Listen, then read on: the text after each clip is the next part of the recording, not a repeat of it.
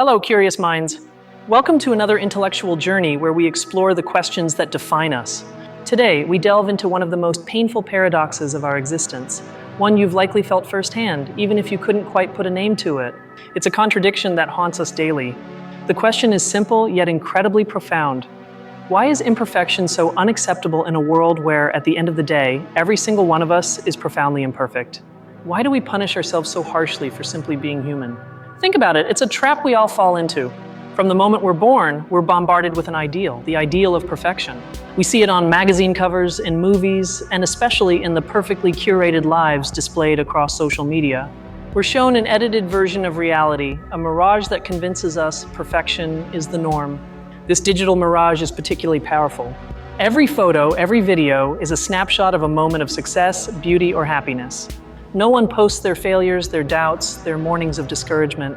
What we consume is a constant stream of perfection propaganda, and our subconscious absorbs it unfiltered. The problem is that our brains, through simple exposure, start accepting this lie as truth. We begin to believe that everyone else has their lives together, that they're happier, more successful, more attractive. And in that comparison, our own reality with its natural ups and downs feels like a failure. But this obsession isn't just digital. It has much deeper roots in our social structure. Think about the education system, for example. From a young age, we're graded with numbers. A perfect score is success, a failing grade is failure. We're taught to fear mistakes, to see them as a blemish on our record. Mistakes aren't presented as learning opportunities, but as deviations from the norm, as proof of inadequacy. This early training conditions us to associate imperfection with shame. It's an incredibly effective conditioning that we carry with us into adulthood. Then we enter the professional world.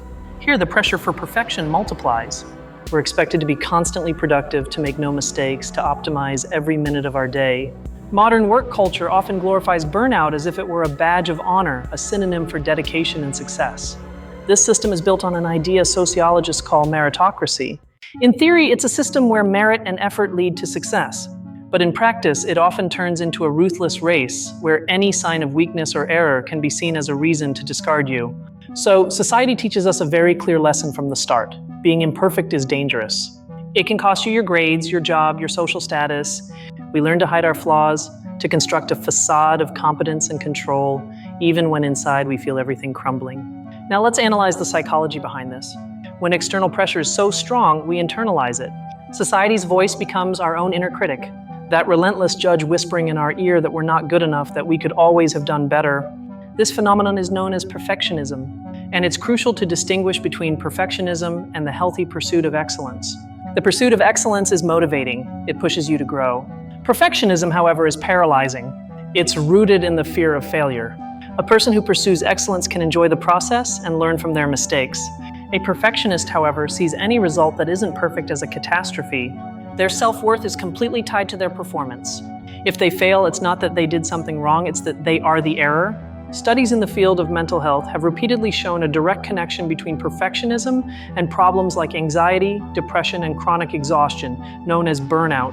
It's an unsustainable psychological burden because perfection is a goal that can never truly be reached. It's like running on a treadmill with a carrot perpetually out of reach. No matter how hard we strive, the finish line recedes. And instead of feeling proud of how far we've come, we only feel the frustration of not having reached that impossible ideal.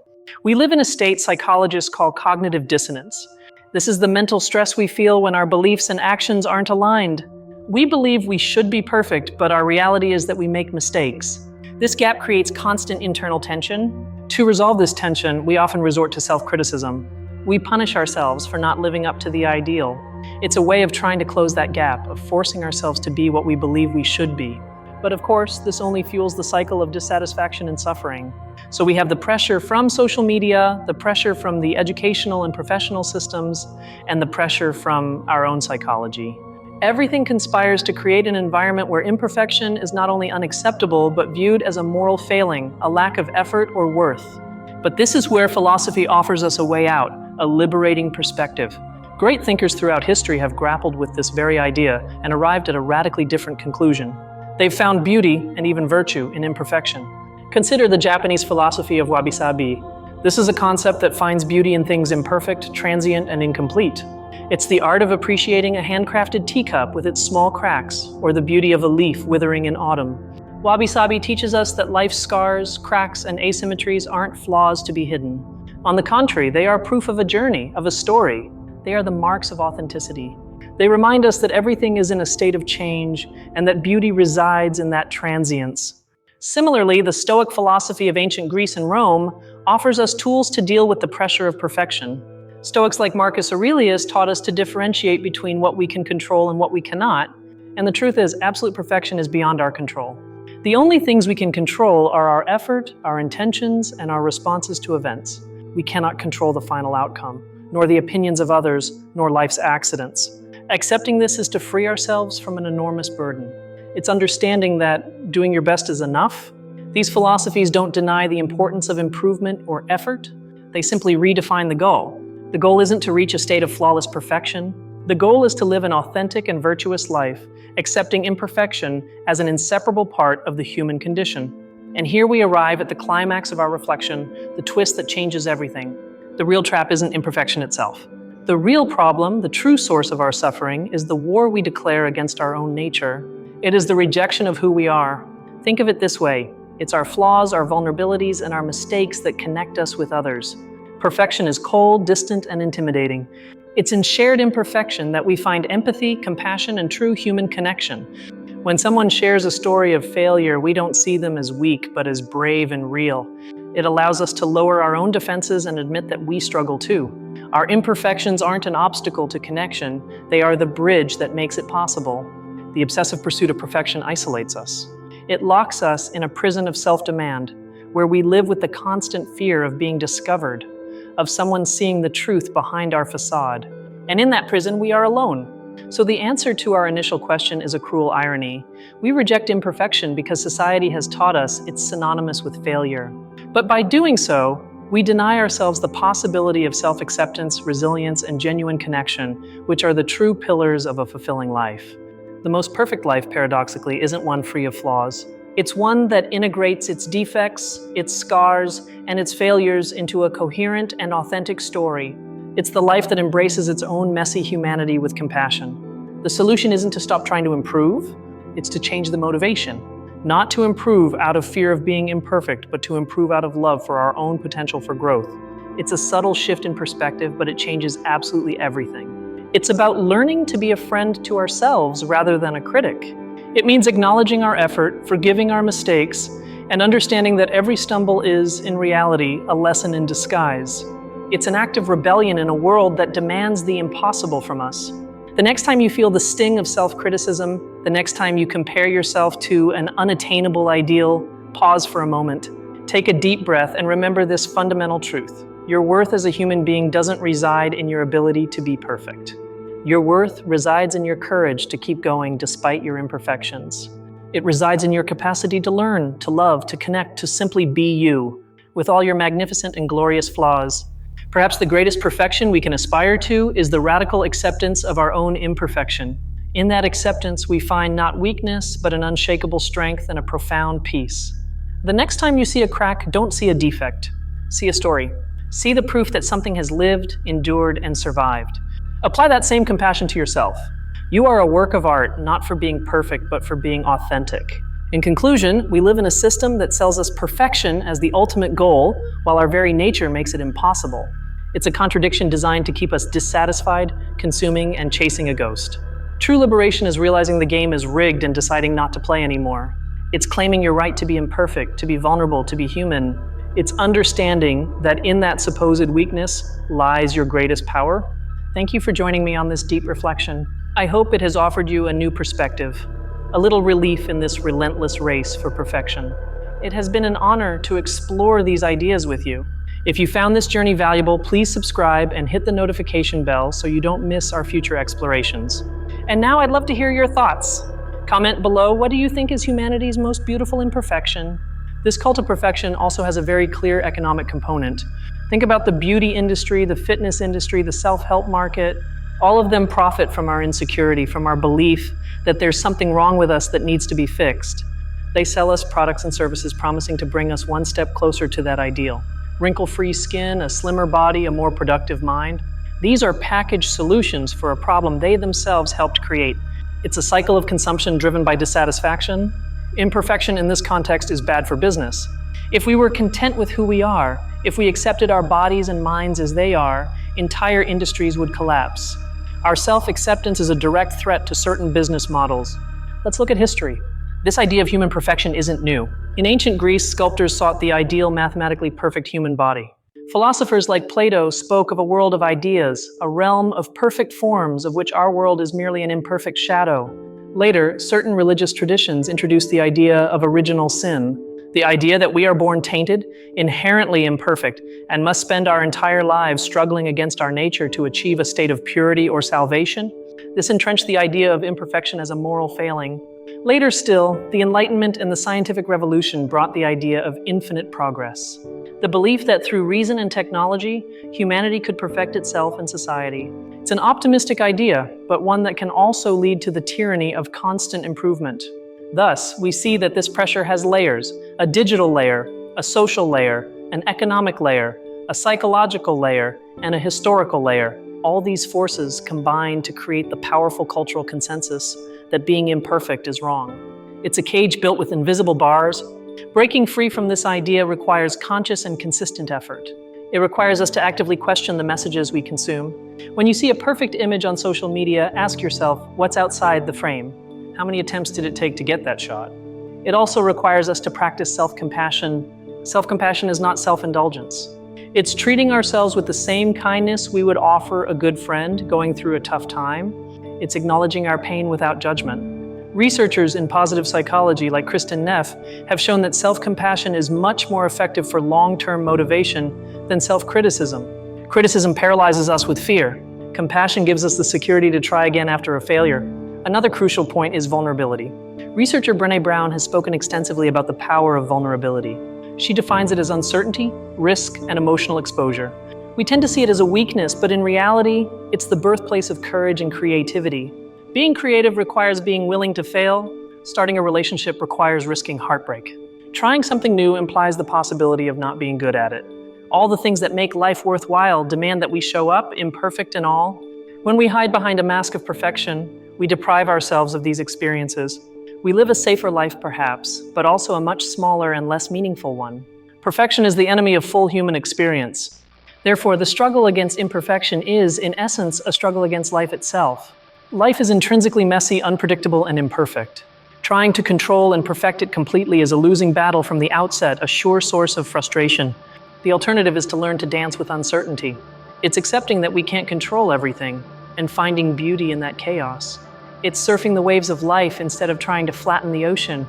It requires surrender, not as a sign of defeat, but of wisdom. This shift in mindset has profound effects. It reduces stress because we're no longer fighting against reality. It increases resilience because mistakes become teachers instead of monsters. And it deepens our relationships because we dare to be seen as we truly are. Imagine a symphony orchestra where every instrument sounds absolutely perfect, generated by a computer. It would be technically flawless, but it would lack soul. It's the micro imperfections, the musician's breath, the slight vibrato of a string that give music warmth and life. We are that symphony. Our quirks, our inconsistencies, our scars are the notes that compose our unique song. Trying to eliminate them in search of sterile perfection is to silence our own music. It is a true tragedy. Nature itself is the best example. No two trees are alike. No two snowflakes are identical. A forest doesn't grow in straight, perfect lines. Its chaotic beauty and resilience come precisely from its diversity and its imperfection. So, why do we demand a perfection from ourselves that not even nature, in all its wisdom, attempts to achieve? It's a subtle arrogance, the belief that we can and should transcend the fundamental laws of existence, a belief that condemns us to failure. The final antidote is humor, the ability to laugh at our own mistakes. Humor disarms shame. When you stumble and can laugh at yourself, you strip the error of its power to hurt you. You transform it from a tragedy into an anecdote. Self-demanding perfectionism is deadly serious. It treats everything as a life or death test. Humor reminds us that most of our mistakes aren't that significant in the grand scheme of things. It gives us perspective and lightness. So the invitation is to be kinder, more compassionate, and a little less serious with ourselves. To treat life not as an exam we must pass with the highest grade, but as a laboratory where we're here to experiment, learn, and yes, make many mistakes along the way. This journey from perfection to acceptance is the journey towards true maturity, It's moving from the childlike expectations of an ideal world to the adult appreciation of reality's complex and messy beauty. It's a return home to ourselves. Social pressure won't disappear overnight. Ads will continue to sell ideals, and social media will continue to display edited lives. But we can change our relationship with it all. We can learn to see it as the background noise it is, rather than the absolute truth. We can curate our own digital and internal space. Follow accounts that show reality, read books that explore human complexity, and surround ourselves with people with whom we can be authentically imperfect without fear of judgment. It's about building our own sanctuary. Because in the end, what we'll remember won't be the moments when we were perfect. We'll remember the moments we laughed until we cried, the moments we took risks for something we loved, the moments we connected with another human being on a deep and real level. And all those things, absolutely all of them, are born in the fertile ground of imperfection. Perfection is a barren desert. Imperfection is a chaotic, vibrant forest. The choice of where we want to live is ultimately ours. The next time you make a mistake, instead of punishing yourself, try saying, "Welcome to the club of human beings." It's a big, messy, wonderful club, and the membership fee is precisely your imperfection. This idea is not an excuse for mediocrity. On the contrary, it is the foundation of true excellence. Only when we're not afraid to fail do we dare to shoot for the stars. The acceptance of imperfection doesn't limit our potential. It unleashes it. Freed from the burden of being perfect, we are free to be curious, to be bold, to be ourselves. And that is infinitely more powerful and beautiful than any manufactured ideal society tries to impose on us. The paradox is resolved thus: we don't seek perfection in an imperfect world because we are illogical. We do it because we have been conditioned to believe that our survival and acceptance depend on it. It's a learned defense mechanism. The task of our adult life is to unlearn that lesson, to dismantle that defense brick by brick, to discover that we are accepted not despite our imperfections, but often because of them. The world doesn't demand perfection from us. We demand it from ourselves, projecting the fears and expectations of a culture obsessed with control. The real world, the world of nature and human connection, thrives on imperfection. Remember the Japanese concept of kintsugi, the art of repairing broken pottery with gold. The philosophy behind it is that the piece is more beautiful for having been broken. The golden scars become the most valuable part of its story. Your mistakes, your failures, your wounds aren't something you should hide. They are your kintsugi lines. They are proof of your resilience. They are the golden marks that tell the story of how you broke and rebuilt yourself, stronger and more interesting than before. Embracing imperfection is therefore the most radical act of self-love. It's looking yourself in the mirror with all your light and shadows and saying, "This is enough." Not when you're perfect, not when you achieve something more. Right now, just as you are. This acceptance isn't a final destination, but a daily practice. It's choosing self-compassion over self-criticism again and again. It's a muscle that strengthens with use. Every day we have the opportunity to train it. Don't underestimate the power of this change. By freeing yourself, you give others permission to do the same. Your self-acceptance can be a beacon of light for those around you who are also silently struggling in their own prison of perfection. Thus begins a silent revolution. A revolution of the human spirit against the pressures of a dehumanizing system, one that starts with a simple yet profound act of grace towards oneself. And that is the ultimate beauty of this puzzle. We don't need a perfect world to be happy. We need the courage to be imperfect in a world that tries to convince us otherwise. Peace isn't found externally in achievement, but internally in acceptance. The rejection of imperfection is ultimately a fear of death, the fear that if we don't leave a perfect mark, we will be forgotten. But the truth is, we will be remembered not for our impeccability, but for our love, our passion, and our humanity. Perfection is static, lifeless. Imperfection is dynamic. It is growth. It is the very essence of life. By accepting the latter, we embrace the former in all its glorious and chaotic totality. So let's stop aspiring to be statues in a museum and dare to be the complex, contradictory, and wonderfully imperfect people we already are. Life is short, and it's too valuable to waste chasing ghosts. The next time you feel that pressure, remember it's just an echo, an old story we've told ourselves for too long. It's time to start telling a new story, one that is kinder, truer, and ultimately far more human. In summary, we've seen how society, the economy, and our own psychology construct a prison of perfection. But we've also discovered that philosophy, compassion, and acceptance are the keys that can free us from it. The conclusion is clear: imperfection is not the enemy. The real battle is against the toxic belief that we should be something different than what we are. Winning that battle is finding peace. Thank you again for your time and your open mind. It has been a true pleasure exploring this labyrinth of ideas with you. I hope you take away something of value from our conversation today. I sincerely hope this reflection has been helpful to you. If you enjoyed it, don't forget to subscribe and share this video. Help us bring these ideas to more curious minds who might need them. And for our final thought together today, please leave a comment. Share a small imperfection of yours that you've learned to accept or even love. Let's read each other's stories and build a community of shared humanity. Until next time,